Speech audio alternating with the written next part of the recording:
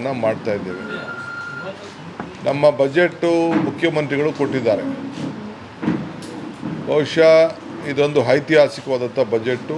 4 ಲಕ್ಷ ಕೋಟಿ ಮೀರಿ ಎಲ್ಲ ವರ್ಗಕ್ಕೂ ಕೂಡ ಅನುದಾನವನ್ನು, ಸಮತೋಲನ ಅನುದಾನವನ್ನು ಕೊಟ್ಟಿದ್ದಾರೆ. ನಾವೇನು ಚುನಾವಣಾ ಮುಂಚಿತವಾಗಿ ನಮ್ಮ ಕಲ್ಯಾಣ ಕರ್ನಾಟಕಕ್ಕೆ ನಾವು ಮಾತು ಕೊಟ್ಟಿದ್ದು 5,000 ಕೋಟಿ ರೂಪಾಯಿ ಕೊಡ್ತೀವಿ ಅಂತೇಳಿ. ಇವತ್ತು ಕೂಡ ಹೋದ ವರ್ಷವೂ ಕೊಟ್ಟಿದ್ದು, ಈ ವರ್ಷವೂ ಕೊಟ್ಟಿದ್ದೇವೆ, ಬಜೆಟ್ನಲ್ಲಿ ಇಟ್ಟಿದ್ದೇವೆ.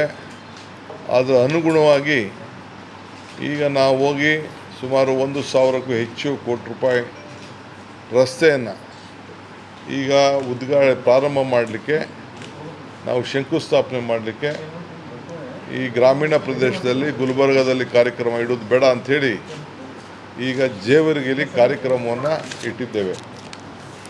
ಸೊ ನೀರಾವರಿಗೂ ಕೂಡ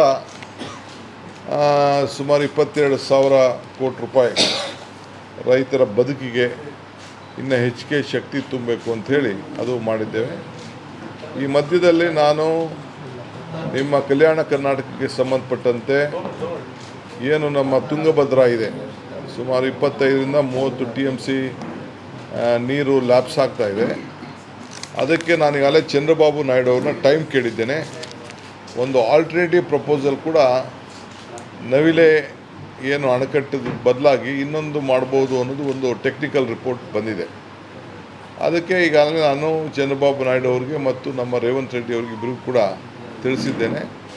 ಅವರು ಈ ತಿಂಗಳಲ್ಲಿ ನನಗೆ ಟೈಮ್ ಕೊಡ್ತೀನಿ ಅಂತ ಹೇಳಿದ್ದಾರೆ. ಕೊಟ್ಟಾಗ ಈಗ ನಮ್ಮ ಆಫೀಸರ್ಸು ಟೆಕ್ನಿಕಲ್ ಟೀಮು ಹೋಗಿ ನೋಡ್ತದೆ. ಕನ್ನಯ್ಯ ನಾಯ್ಡು ಅವ್ರ ಹತ್ರ ಕೂಡ ನಾವು ಈಗಾಗಲೇ ಮಾತುಕತೆ ಮಾಡಲಿಕ್ಕೆ ನಮ್ಮ ಅಧಿಕಾರಿಗಳಿಗೆ ಹೇಳಿದ್ದೇವೆ. ಯಾಕೆಂದರೆ ಅವರು ಚೀಫ್ ಮಿನಿಸ್ಟರ್ಗೆ ಟೆಕ್ನಿಕಲ್ ಅಡ್ವೈಸರ್ ಅವರು ಮಾತಾಡೋಕ್ಕೆ ಹೇಳಿದ್ದೇನೆ. ಸೊ ಅದು ಕೂಡ ಈ ಕಲ್ಯಾಣ ಕರ್ನಾಟಕಕ್ಕೆ ಸಂಬಂಧಪಟ್ಟಂಥ ಭಾಳ ಮಹತ್ವವಾದಂಥ ಒಂದು 25 TMC ನೀರನ್ನು ಉಳಿಸ್ಕೊಳ್ಳೋಂಥ ಒಂದು ಯೋಜನೆ. ಅದು ಕೂಡ ಈಗಾಗಲೇ ನಮ್ಮ ಸರ್ಕಾರ ಚಿಂತನೆ ಮಾಡ್ತಾಯಿದೆ. ಜೊತೆಗೆ ಆರೋಗ್ಯ ಇಲಾಖೆಯಲ್ಲೂ ಕೂಡ ಭಾಳ ವಿಶೇಷವಾಗಿ ಈ ಭಾಗದಲ್ಲಿ ಹಿಂದೆ ಏನಿತ್ತು, ಈಗ ಜನ ಕೂಡ ಹೈದ್ರಾಬಾದ್ಗೆ ಹೋಗೋದು, ಬೆಂಗಳೂರು ಬರೋದು ಕಡಿಮೆ ಆಗಿದೆ. ಇಲ್ಲೂ ಕೂಡ ಭಾಳ ಚೆನ್ನಾಗೇ ನಡೀತಾ ಇದೆ. ಶಿಕ್ಷಣ ಕ್ಷೇತ್ರದಲ್ಲೂ ಕೂಡ ಈಗ ನಾವು 500 ಹೊಸ ಮಾದರಿ ಶಾಲೆಗಳನ್ನು, ಕರ್ನಾಟಕ ಮಾದರಿ ಶಾಲೆಗಳನ್ನು, ಪಬ್ಲಿಕ್ ಸ್ಕೂಲ್ಸನ್ನು ಮಾಡಲಿಕ್ಕೆ ಈಗಾಗಲೇ ಹೊರಟಿದ್ದೇವೆ. CSR ಅಡಿಯಲ್ಲೂ ಕೂಡ ಶಾಲೆಗಳನ್ನು ತೆಗೆದುಕೊಳ್ಳಿಕ್ಕೆ, ವಿಶೇಷವಾಗಿ ಬರೀ ಗ್ರಾಮೀಣ ಪ್ರದೇಶದಲ್ಲಿ, ಟೌನ್ಗಳೆಲ್ಲ ಪಂಚಾಯತಿ ಮಟ್ಟದಲ್ಲಿ ತೆಗೆದುಕೊಳ್ಳಿಕ್ಕೆ ಕೂಡ ಈಗಾಗಲೇ ಕಾರ್ಯಕ್ರಮಗಳನ್ನು ರೂಪಿಸಿದ್ದೇವೆ.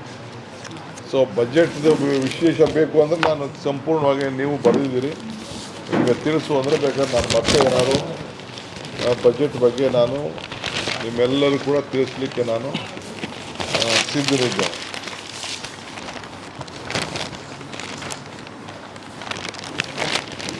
ಆಮೇಲೆ ವಿಶೇಷವಾಗಿ ಇವರು ತೇಜಸ್ವಿ ಸೂರ್ಯ ಮುಸಲ್ಮಾನರಿಗೆ ಎದೆಯಲ್ಲಿ ಸೀಳಿದ್ರೆ 3 ಅಕ್ಷರ ಇಲ್ಲ, ಪಂಚರ್ ಹಾಕೊಂಡಿರ್ತಾರೆ ಅಂತ ಪಾಪ ಅವ್ರು ಮಾತಾಡ್ತಾಯಿದ್ರು.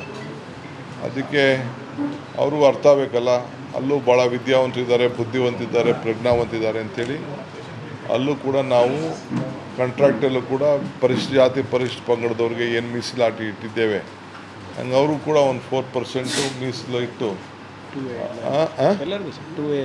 ಎಲ್ಲ 2A ಮಿಕ್ಕಿದವ್ರಿಗೆಲ್ಲ ಅವ್ರಿಗೆಲ್ಲ ಒಂದು ಸಣ್ಣ ಮಟ್ಟದಲ್ಲಿ, ಗ್ರಾಮೀಣ ಮಟ್ಟದಲ್ಲಿ ಏನು ಪಂಚಾಯತಿ ಎಲ್ಲ ಸಣ್ಣ ಸಣ್ಣ ಕೆಲಸ ಇದೆ, ಆ ಕೆಲಸದಲ್ಲೂ ಕೂಡ ಅವ್ರಿಗೆ ಮೀಸಲಾತಿ, ರೆಗ್ಯುಲರು ಇರ್ತಾರೆ, ಅವ್ರಿಗೂ ಸ್ವಲ್ಪ ಪ್ರಿಫರೆನ್ಷಿಯಲ್ ಕೊಡಬೇಕು ಅಂಥೇಳಿ, ಅವ್ರಿಗೂ ಆರ್ಥಿಕವಾದಂಥ ಶಕ್ತಿ ಕೊಡಬೇಕು ಅಂಥೇಳಿ ನಾವು ಒಂದು ಹೊಸ, ಇಡೀ ದೇಶದಲ್ಲೇ ಮೊದಲನೇ ಬಾರಿಗೆ ಈ ಕಾರ್ಯಕ್ರಮವನ್ನು ನಾವು ಕೊಟ್ಟಿದ್ದೇವೆ.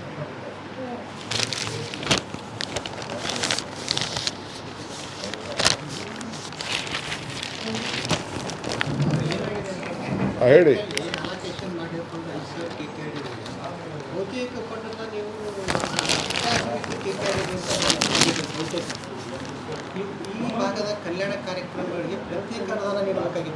ಕೊಟ್ಟಿದ್ದೀವಲ್ಲ,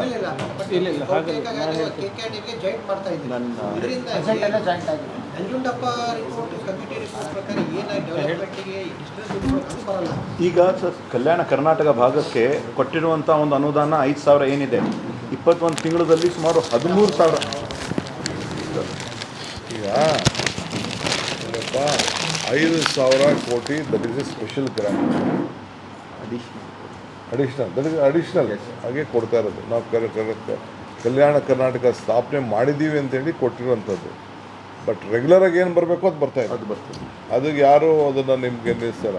ಈಗ ನಮ್ಮ ಕ್ಷೇತ್ರಕ್ಕೆ ಲೆಕ್ಕ ಹಾಕ್ಕೊಂಡ್ರೆ ನಿಮಗೆ ನಮ್ಮ ಕ್ಷೇತ್ರದಲ್ಲಿ 25% ಇದೆ, ನಿಮ್ಮಲ್ಲಿ 75% ಹಣ MLAಗಳು ಸಿಗ್ತಾ ಇದೆ. ನಮ್ಮೆಲ್ಲ ಬಡ್ಕೊಳ್ತಾ ಇರೋದು ನಮ್ಮ MLAಗಳಲ್ಲಿ 1/3 ಅನುದಾನದಲ್ಲಿ ಮಾಡ್ತಾ ಇದ್ದೀವಿ ಸರ್. ಕೆಲವೊಂದು ಡೈರೆಕ್ಟ್ಲಿ ಅರ್ಬನ್ ಡೆವಲಪ್ಮೆಂಟ್ ಇವೆಲ್ಲ ಅಟ್ಯಾಚ್ ಆಗ್ತಿದೆ ಸರ್.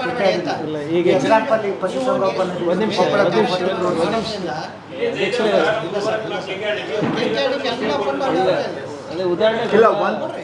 ಈಗ ಸಂಶೋಧನಾ ಕೇಂದ್ರ ಅವಕ್ಕೆಲ್ಲ ಕೂಡ ನಾವು ಇದ್ರ ಬಗ್ಗೆ ಪರಿಹಾರ ಮಾಡಬೇಕು ಅಂತೇಳಿ ನೀವೇನು ರಿಪೋರ್ಟ್ ಮಾಡಿ ಅಂತ ಹೇಳಿದ್ದೇವೆ.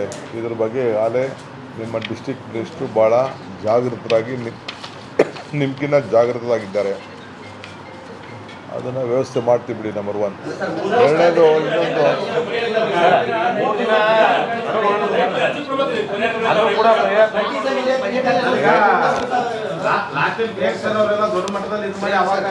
ಏನು ನಮಗೆ ಈಗ ಒಂದು ನಿಮಿಷ ನೀವು ಒಬ್ಬೊಬ್ರು ಕೇಳಿದ್ರೆ ಹೇಳ್ಬೋದು. ಈಗ ನನಗೇನೋ ಹೊಡಿಬೇಕು ಅಂತ ಮಾಡಿದ್ದೀರಲ್ಲ.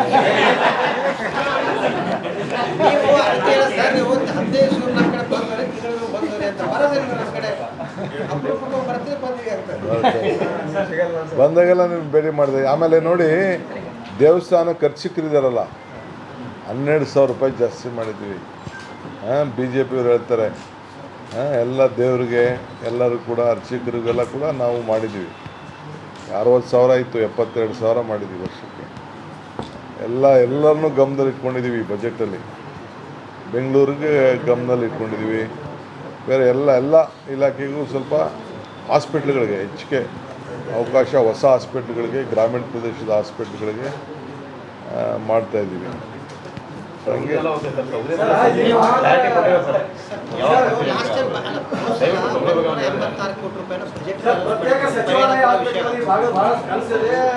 ಹಾಗೆ ಪ್ರೋಗ್ರೆಸ್ ಇದೆ ಸರ್, ಎಲ್ಲ ಪ್ರೊಸೆಸ್ಸಲ್ಲಿದೆ ಸರ್, ಆಗ್ತಾ ಇದೆ ಸರ್. ನಾವು ಹೇಳಿದ್ದೀವಿ, ಮಾಡ್ತೀವಿ.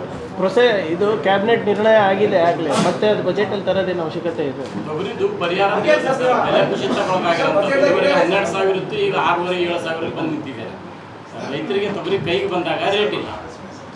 ಈಗ ಸರ್ ಕ್ಲಾರಿಫೈ ಮಾಡಿಬಿಡ್ತೀವಿ ಸರ್, ಮತ್ತು ಅದನ್ನು ಸುತ್ತಿ ಬೆಳೆಸಿ ಅದಕ್ಕೆ ಬರ್ತಾ ಇದ್ದಾರೆ ನೋಡಿ. ಹೋದ ಬಾರಿ ನೆಟ್ಟೆ ರೋಗ ಬಂದಿತ್ತು. ಅದು ನಾವು ಕೇಳಲಾರ್ದಂಥದ್ದು, ನೋಡಲಾರ್ದಂಥ ಹಾನಿ ಆಗಿತ್ತು.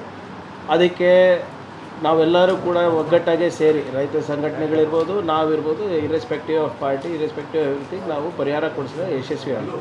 ನಾವು ಅಲ್ಲಿ ಆದಂಥ ಲೋಪಗಳನ್ನು ಈ ವರ್ಷ ಆಗಬಾರ್ದು ಅಂದ್ಬಿಟ್ಟು ಮ್ಯಾಕ್ಸಿಮಮ್ ಇನ್ಶೂರೆನ್ಸ್ ಕವರೇಜು ನಾವು ಈ ವರ್ಷ ಮಾಡಿಸಿದ್ವಿ. ನಿಮಗೂ ಗೊತ್ತಿದೆ, ತಾವು ಕೂಡ ಎಲ್ಲ ಬರೆದಿದ್ರಿ.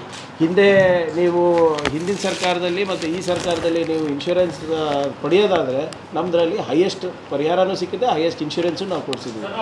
ಒಂದು ನಿಮಿಷ ಸರ್, ಕೈಂಡ್ಲಿ ಒಂದು ನಿಮಿಷ ಇವರೇ ದಯವಿಟ್ಟು ಕೇಳಿ.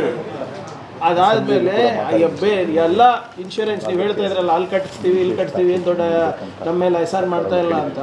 Yadgir rejected, Bidar rejected, Vijayapura rejected, Raichur rejected. ಬರೀ ಕಲಬುರಗಿನಲ್ಲಿ ನಾವು ಫಾಲೋ ಅಪ್ ಮಾಡಿ ಬಾಂಬೆಯಲ್ಲಿರುವಂಥ ಹೆಡ್ ಕ್ವಾರ್ಟರ್ಸಿಗೆಲ್ಲ ಮಾತನಾಡಿ ಅವರಿಗೆಲ್ಲ ಆರ್ಮ್ ಟ್ವಿಸ್ಟ್ ಮಾಡಿ ಕ್ಲೀನಾಗಿ ಅವ್ರ ಮಾನದಂಡದ ಪ್ರಕಾರ ವೈಜ್ಞಾನಿಕವಾಗಿ ನಾವು ಮಾಡಿದ್ದಕ್ಕೆ ಇವತ್ತು ಸ್ವಲ್ಪ ರೈತರಿಗೆ ಅನುಕೂಲ ಆಗಿದೆ. ಯಾರು ಇನ್ಶೂರ್ಡ್ ಇಲ್ಲ ಅದಕ್ಕೆ ಇವರು ಇವತ್ತು ಪ್ರತಿಭಟನೆ ಮಾಡ್ತಾ ಇದ್ದಾರೆ. ನಾವೇ ಹಿಂದೆ ಹೋದ ತಿಂಗಳ 2 ತಿಂಗಳ ಹಿಂದೆಯೇ ಇದು ಮುಂಜಾಗ್ರತವಾಗಿ, ನೀವು ತಮಗೆಲ್ಲರಿಗೂ ಗೊತ್ತಿದೆ, ಬೆಳಗಾವಿ ಅಧಿವೇಶನದಲ್ಲಿ ನಾವು BR ಪಾಟೀಲ್ ಸಾಹೇಬರೆಲ್ಲರೂ ಹೋಗಿ ಮಾನ್ಯ ಮುಖ್ಯಮಂತ್ರಿಗೆ ಮನವರಿಕೆ ಮಾಡಿಕೊಟ್ಟಾಗ ಕಾನ್ಪುರಿಂದ ಇರ್ಬೋದು, ನಿಮ್ಮ US ರಾಯಚೂರಿಂದ ಇರ್ಬೋದು, ಬೆಂಗಳೂರು US ಇಂದ ಇರ್ಬೋದು, ಬಂದು ಇಲ್ಲಿ ಸಂಶೋಧನೆ ಮಾಡಿಬಿಟ್ಟು ಇದು ಡ್ರೈ ರೂಟ್ ಕ್ರಾಪ್ ಲಾಸಿಂದ ಆಗ್ತಾ ಇರೋದು ಅಂದ್ಬಿಟ್ಟು ಅವರು ಒಂದು ಪ್ರಿಲಿಮಿನರಿ ರಿಪೋರ್ಟ್ ಕೊಟ್ಟಿರೋದು. ಸೊ ಆದ್ದರಿಂದ ಅದೇನು ರಿಪೋರ್ಟ್ ಬರ್ತದೆ ಅದು ಸಂಪೂರ್ಣವಾಗಿ ಇನ್ನು ಏನು ನಾವು ನಮ್ಮ ಅಗ್ರಿಕಲ್ಚರ್ ಡಿಪಾರ್ಟ್ಮೆಂಟವರು ಇನ್ನು ಎಷ್ಟು ಲಾಸ್ ಆಗಿದೆ, ಎಷ್ಟು ಜನರಿಗೆ ಆಗಿದೆ ಅಂದ್ಬಿಟ್ಟು ಇನ್ನೂ ಅವರು ಎಸ್ಟಾಬ್ಲಿಷ್ ಮಾಡಲಿಕ್ಕೆ ಆಗಿಲ್ಲ. ಅವರು ಆ ರಿಪೋರ್ಟ್ ಬಂದಮೇಲೆ ಮತ್ತೊಮ್ಮೆ DCM ಸಾಹೇಬರ ಸಹಕಾರ ತೊಗೊಂಡು ನಾವು ಮುಖ್ಯಮಂತ್ರಿಗಳ ಹತ್ರ ಹಿಂದೆ ಏನಾಗಿದೆ ಅದ್ರ ಪ್ರಕಾರ ಮಾಡಲಿಕ್ಕೆ ಪ್ರಯತ್ನ ನಾವು ಮಾಡ್ತೀವಿ. ಕಲ್ಯಾಣ ಕರ್ನಾಟಕ ಕೃಷಿ ಸಚಿವರು ಇದ್ದಾರಾ ಇಲ್ವಾ? ಕೇವಲ ಮಂಡ್ಯ ಮೈಸೂರು ಇಲ್ಲ, ಅವರು ಇದ್ರಲ್ಲ, ಬೆಳಗಾವಿನಲ್ಲಿ. 3 ದಿನ ರೈತರು ಹೋರಾಟ ಮಾಡಿದ್ರು ಮಾತಿಲ್ಲ. ನೋಡಿ, ಶರಣ್ ಪ್ರಕಾಶ್ ಅವ್ರು ಮಾತಾಡಿದ್ರು, ನಾವು ಮಾತಾಡಿದ್ವಿ, ಅಜಯ್ ಮಾತಾಡಿದ್ರು, BR ಪಾಟೀಲ್ ಅವ್ರು ಮಾತಾಡಿದ್ರು, ಅಲ್ಲಂ ಪ್ರಭು ಅವ್ರು ಮಾತಾಡಿದ್ರು. ನಮ್ಮವರು ಅಧಿವೇಶನದಲ್ಲೂ ಕೂಡ ಇದ್ರ ಬಗ್ಗೆ ಚರ್ಚೆ ಮಾಡಿದ್ದೀವಿ, ಈಗಲೂ ಮಾಡ್ತೀವಿ. ಅಧಿವೇಶನ ನಡೀತಾ ಇದೆ. ನಾವು ಸ್ಪಷ್ಟವಾಗಿ ಹೇಳಿದ್ದಾರೆ, ಕೊಡಕ್ಕಾಗಲ್ಲ, ಅದು ನೆಟೆ ರೋಗ ಅಲ್ಲ, ಡ್ರೈ ರೂಟ್ ರೋಗ ಇದೆ, ಅದು ಕೊಡಕ್ಕಾಗಲ್ಲ ಅಂತ ಅದೇ ಸ್ಪಷ್ಟವಾಗಿ ಹೇಳಿದ್ದಾರೆ. ರಿಪೋರ್ಟ್ ಬರಲಿ. ನಾವು ಅಧಿವೇಶನದಲ್ಲೂ ಹಿಂದೆನೂ ಮಾತಾಡ್ತೀವಿ, ಈಗಲೂ ಮಾತಾಡ್ತೀವಿ, ಅವ್ರ ಕಡೆಯಿಂದಾನು ಹೇಳಿಸ್ತೀವಿ. ಅಪ್ಪ, ರೈತರ ಬಗ್ಗೆ ನಮ್ಮ ಸರ್ಕಾರಕ್ಕೆ ವಿಶೇಷವಾದಂಥ ಕಾಳಜಿ ಇದೆ. ರೈತರ ಬದುಕನ್ನು ಉಳಿಸ್ತೀವಿ, ಬೆಂಬಲವಾಗಿ ನಿಂತ್ಕೊಳ್ತೀವಿ.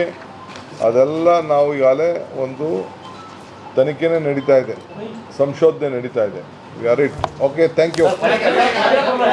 ಹೆಚ್ಚಿನ ವಿಡಿಯೋಗಳಿಗೆ ಪ್ರತಿಧ್ವನಿ ಯೂಟ್ಯೂಬ್ ಚಾನೆಲ್ ಸಬ್ಸ್ಕ್ರೈಬ್ ಮಾಡಿ, ಬೆಲ್ ಐಕಾನ್ ಕ್ಲಿಕ್ ಮಾಡಿ.